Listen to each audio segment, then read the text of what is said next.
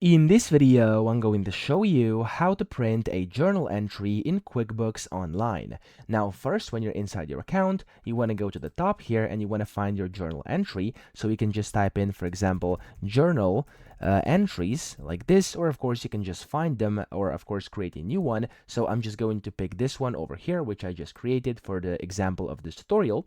And then when you're inside your journal entry, what you have to do, there's no native button to do this. So as you can see, there's like no way to do it. However, you can right click anywhere. For example, down here where there's empty space, right click and click on print. Now, currently I'm inside Google Chrome, but most of your browsers should be able to support this. So click on that.